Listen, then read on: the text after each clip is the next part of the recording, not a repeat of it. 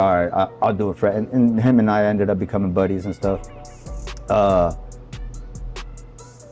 I wanted to go see those Galapagos Islands, so I made a patch, 9 to 5 refusal, and I had them shipped to my sister. And I used to see that around here everywhere. You're gonna see it a lot more.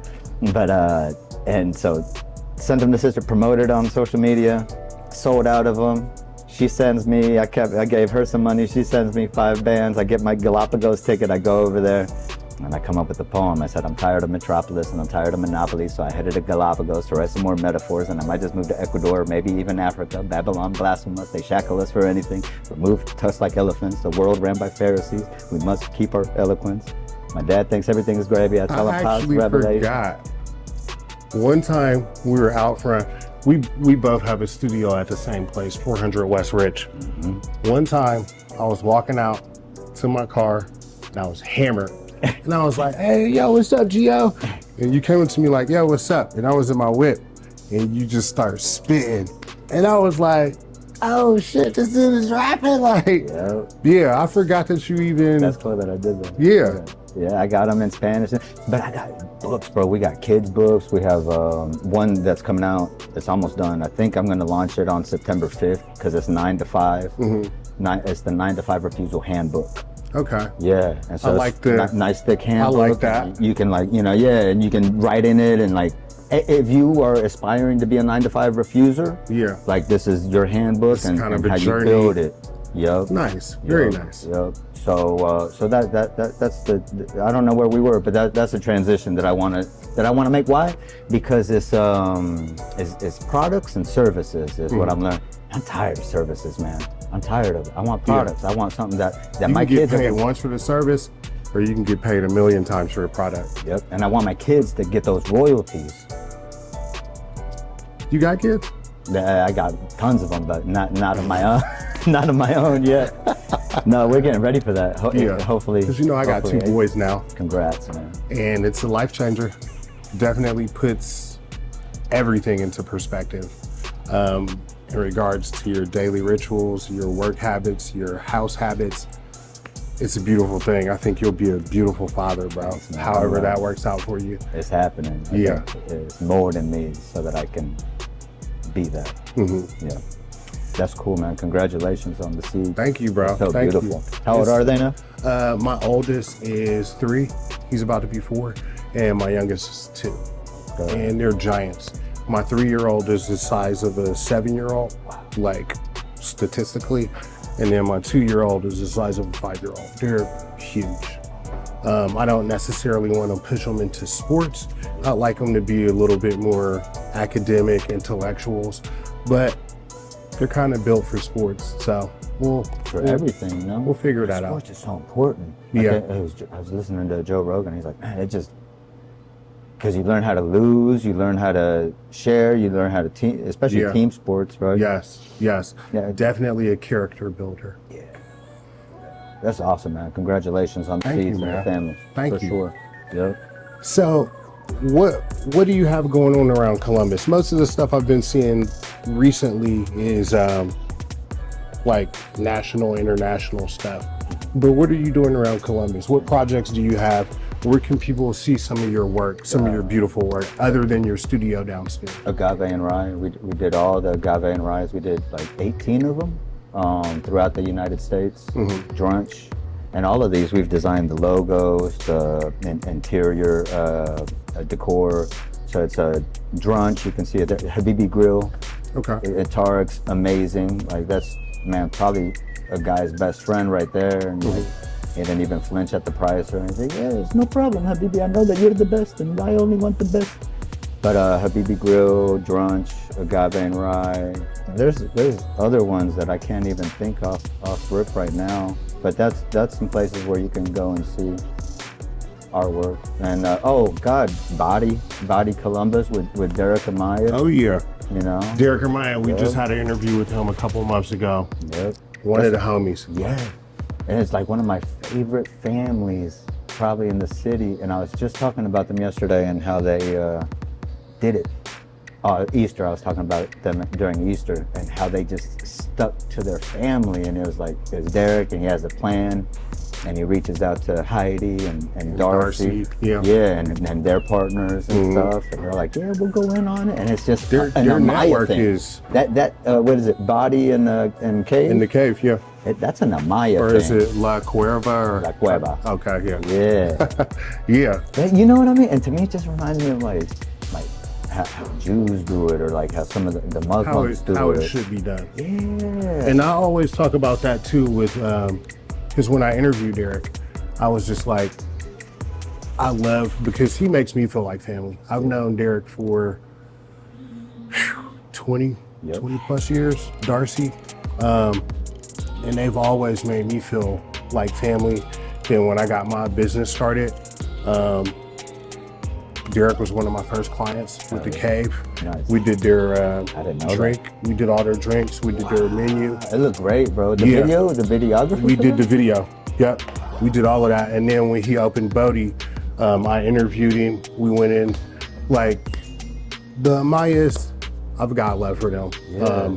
They're excellent people. They really are. Yeah. But isn't it interesting though how it's like, because we hear such a cliche sometimes, and I don't want to make it all conspiracy-ish, but it's like where it's like, don't mix family with business, or don't mix friends with business. I don't know. But then who said that. some of these other cultures, man, it's only all their family. Yes. That's it. Anybody else, you gotta go. Nepotism is like, I feel like America is one of the only places where we're like, nepotism, but the Jews do it. Yep. Like the Russians do it. Everybody is building their empire to pass it down to their kids. Why is it looked at as a bad thing here? It's weird, bro. There's a last book I'll name drop is Edward Bernays. This is dope ass point, because Sigmund Freud coined psychology, right? His great nephew is Edward Bernays, was brought to America in like the early 1900s to promote propaganda. And what did he do? He the Lucky Strike cigarette campaign for women to smoke. He created that. Bacon as a breakfast food. He promoted that. Wow. 9 out of 10 dentists. He's the one that coined that. And I can keep on going and going. Yeah. And fluoride. 9 out of 10 dentists recommend fluoride in your whatchamacallit. He kept on going with that. Okay, now I'm getting somewhere with this. His great nephew, CEO of Netflix. That's funny. I was actually just reading some stuff about Netflix and the propaganda, Sigmund and Freud. And it's funny that you just brought all of that. But yes, that is crazy though. Like, people keep it in the family. Their juice, they pass it down. Like, why not? Yeah. Why not? I wanted to say the whole propaganda thing because I feel like the family dynamic in America has been destroyed, because just on that same subject of like, don't mix business with family or whatever. And it's like divorce all of a sudden, you know what I mean? Like Kicking your kids out at 18. Yeah, all of that. yeah, that's one right there. Kicking your kids out at 18. Like, damn, how many Muslims do we not know that got 27-year-olds living with, and then they're Jews. doctors and. I got a lot of friends that are Jews. They live with their parents till they're like 25, 30. Yeah. And even when they move out, mom's making dinner tonight, Wednesday night. The whole family comes home to eat. Yeah. They keep the family structure solid, which in America, for some reason, I feel like that's not as emphasized as much as it should be. They want everybody to be their own entity, I'm assuming, so they can just tax everybody. It's all about money, right? Because now would they say that both parents are working now, and they're making the same that the one dad was back in the 60s. That's messed up. It should be double if both of them are working. And now your kids are suffering, and now you got them with some babysitter. Like, who's at home with the kid now? I'm one of the lucky ones that got to escape from my predators, because mom taught me, grandpa taught me to fight and shit like that. But it's like, bro, it happened in Tijuana. It was like, hey, come here, and then and I was like, nah, get the fuck away from me, whoop-de-whoop. But I stop and think, how many people are not that fortunate? Right. And then it messes them. But all that started from family dynamic, because now mom's not at the house watching the babies, right? Yeah. And it's, I mean, I feel like the family structure is probably one of the biggest things that we're missing in the US, because once you break the family down, like you said, the kids are out there, they're kind of left to the wolves. We got mom not home doing anything, dad's not home doing anything, they're both working. And like, to be a fully developed child, there are things that we need. And I don't mean to be chauvinistic or whatever when I say this, but I do feel like as a man, if you can provide for your family, provide a situation where your wife won't have to work, but she can stay home, create the right environment for your children, that is going to give you the best result as far as your kids growing up, as opposed to two entities working, coming home at 5, you get a couple hours with them after daycare, go to sleep, you send them off to do the same thing. You've spent 10 hours for the entire week with your kids from when you pick them up from daycare to put them to sleep. You know what I'm saying? Like, that's not going to build that strong value system, relationship that parents need to have with their kids to make sure that they're developing correctly. Yeah. And now you're leaving it up to the teachers. And or the teachers internet. are fed up. Yeah. Same thing, right. These kids are being raised by the internet and then going to the teacher, and the teachers are fed up. Right. My mom's in the school system translating and stuff like that. It's some wild stuff, man. Some of it gets so deep that I don't want to talk about it. No, we'll keep it light. Well, Then they'll be on my Facebook talking about he's not an ally. Right. So, what do you think about the current? And this is a little bit off topic, but it's still on topic. This is kind of. I would like to just generally talk. But what do you think about the current state of just like everything? And we don't need to talk about politics or anything like that. But, America is in a weird state right now. Yeah. What do you think about just... Man, see, I'm on the opposite. Like, I think,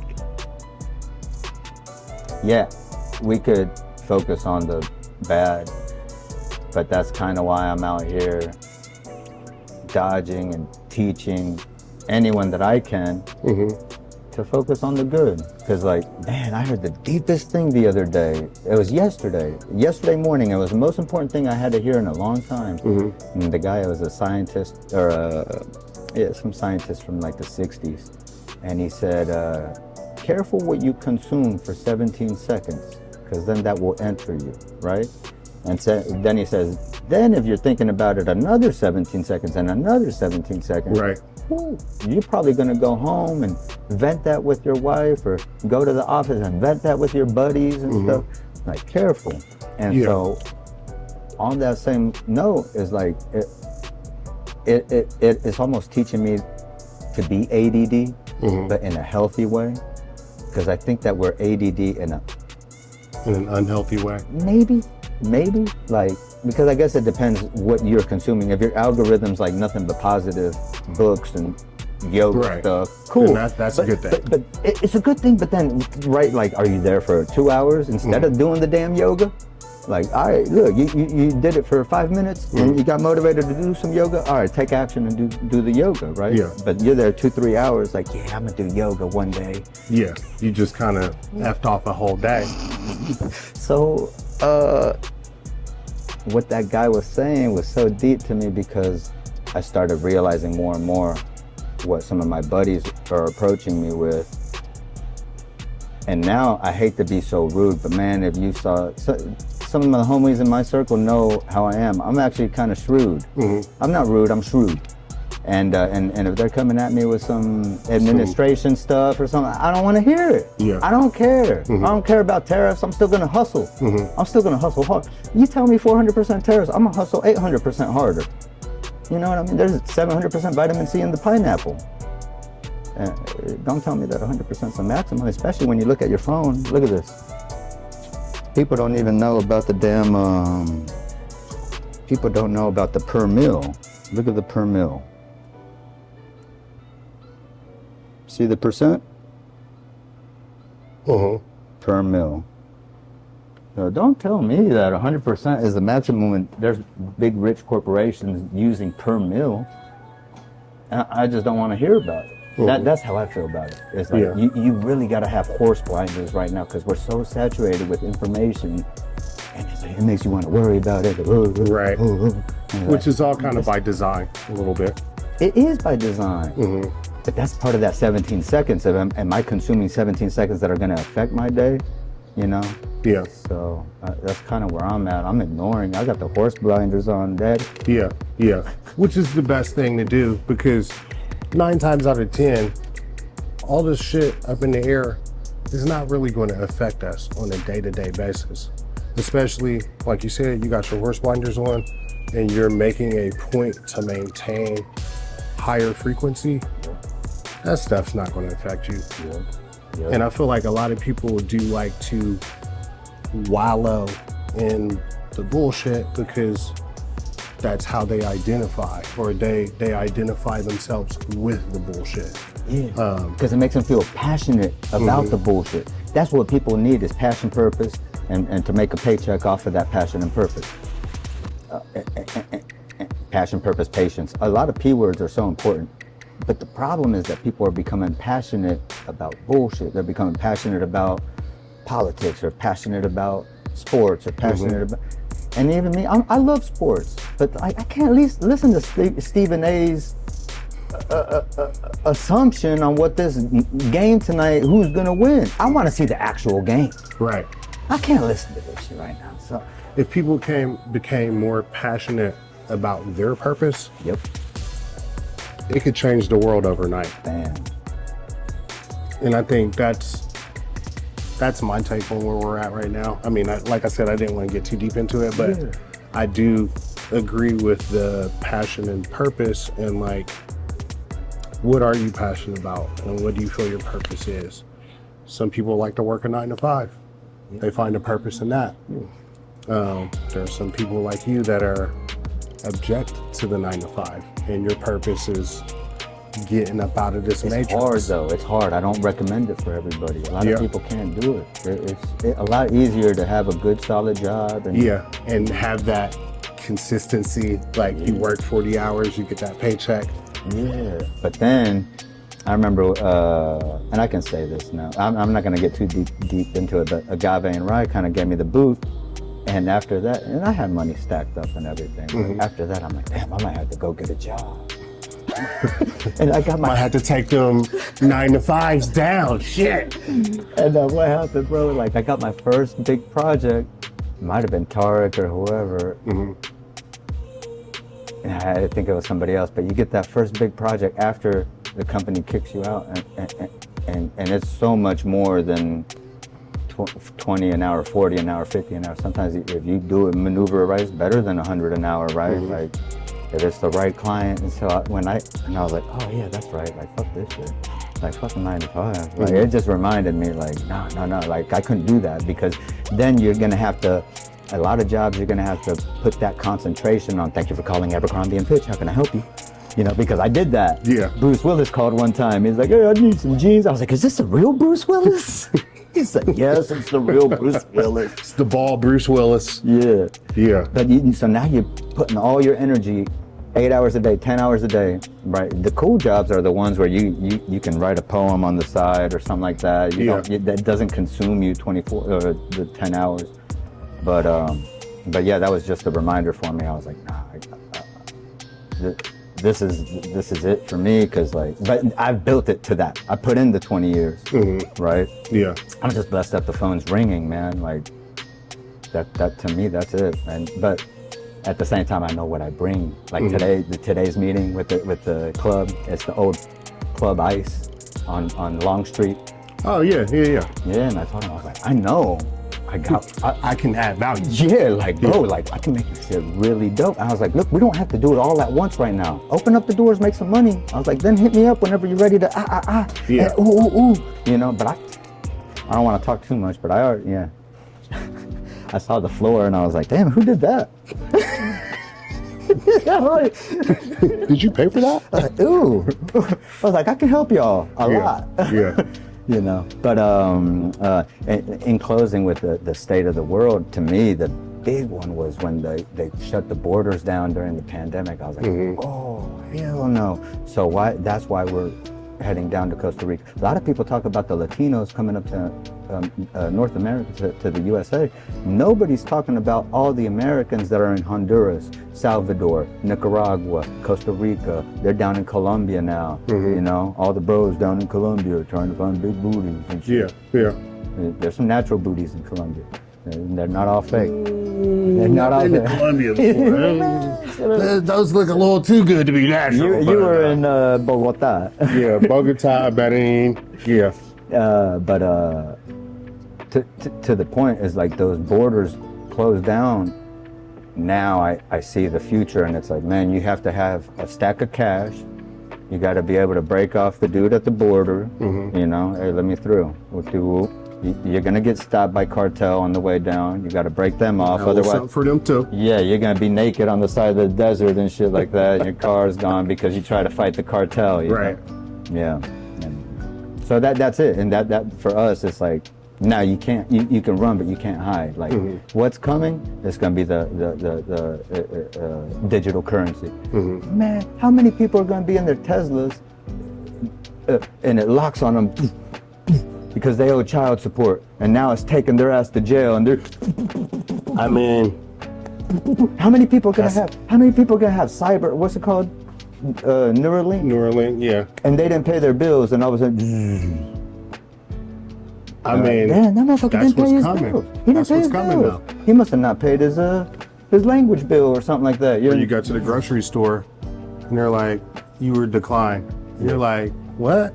And then you go look at the app, and it's like, yeah, you owe. Because they took your taxes out. You thought you made 10 bands, but you only made 4, you only made 5, because they took the taxes just like that automatically. Yeah. Yep. Hey, look, that's why we gold, and we do silver. Yeah. You know what I mean? Gold, silver. Those things will always keep your value. Yeah. But I mean, food is more important, right? Yeah. You can't eat gold and silver. No. Yeah.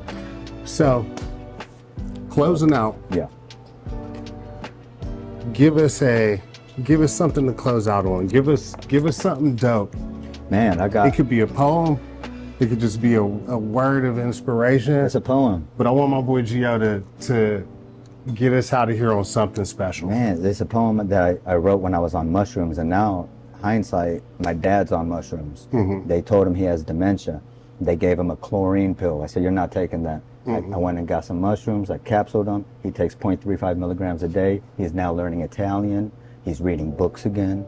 He's doing phenomenal. Well, you know, mushrooms will get those nerves and everything in your brain. It'll actually grow them back out. Oh, word? Yeah, mushrooms are. There's so much science behind mushrooms that people aren't aware of, and ayahuasca and things like that. Yeah. I mean, we can talk deeper. That's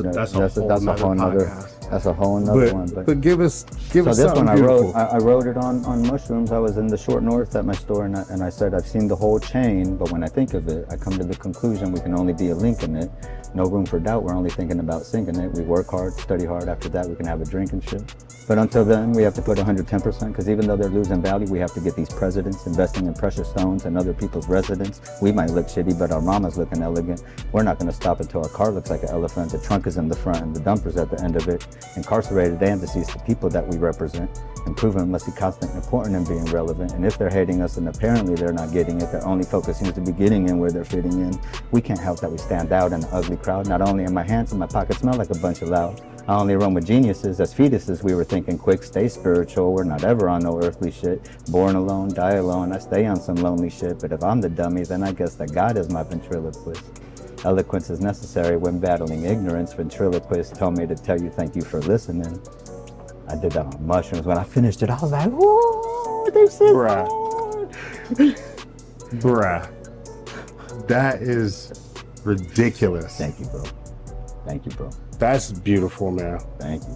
It's just, I owe it to God ever since he said, be a leader. And I was able to get on that frequency, not on this frequency. Yeah. And eliminate the noise. That's always the constant, right? just eliminating the noise. I love you, man. Appreciate the time. I love you Appreciate the too, interview. bro. Get in here. Everybody, this is my boy. You can look him up on Instagram, Poem Santiago. Or blankwallsaregross.com. Blankwallsaregross.com. Yeah. Give this dude a look. Give him a follow. One of the better businessmen that I know in Columbus. He's always about his business. And you have the studio. Do you do any work out of the studio downstairs? We're gonna Can I start. come check you out here? Yeah, come check it out. We're gonna start doing. We're gonna turn it into an airbrush shop. So I think we might call it the Airbrush Depot, but it's 400 West Rich. And just reach out to us on blankwallsaregross.com. Blankwallsaregross.com. It's my boy Santiago Poem. Yes, sir. Thank you, bro. Thank you, man. I love what you're doing. Keep it up. Thank you, man. Let's go. Anything you need, anything you need, I'm here, man. Well, you know, I got a couple blank walls in here, so. You with your boy C. How, LaFine Print. Thank you for this interview. Poem Santiago. We out.